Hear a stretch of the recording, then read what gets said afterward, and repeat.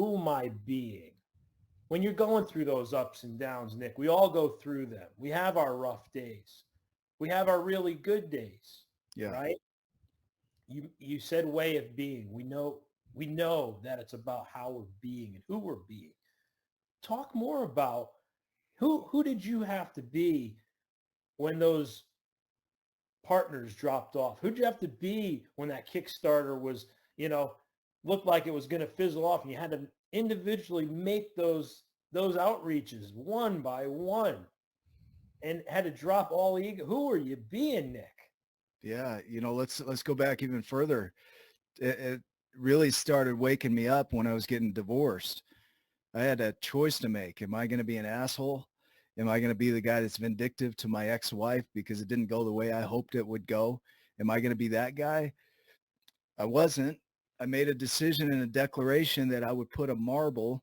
I had read an article about a marble in the jar, and I thought, I'm going to do that. Every day I would wake up and I'd make a commitment to my ex-wife.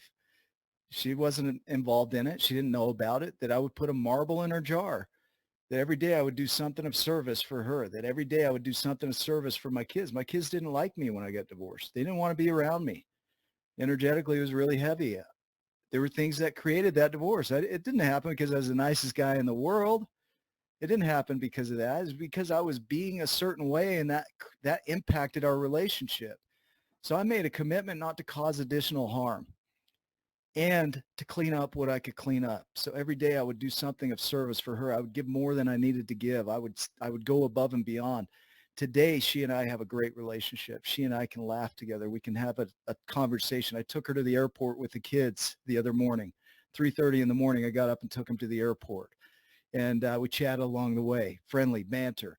Like, that was a creation. It didn't fall in my lap. It was a commitment and a creation and a declaration that that's who I'm going to be. When the Kickstarter wasn't getting off the ground, it was my commitment and my declaration. I'm going to do what I need to do. I didn't want to do phone calls.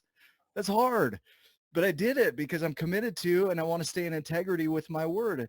And the way I see integrity is simply the difference between what you say you do and what will show up in the world. It's the gap. It's the delta.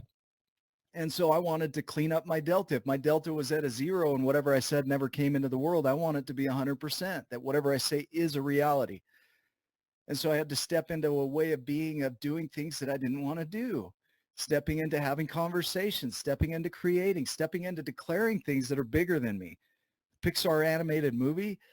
I mean, if I really look at the reality of that, there's no fucking way I'm getting in with Pixar it, as a reality, but as a possibility.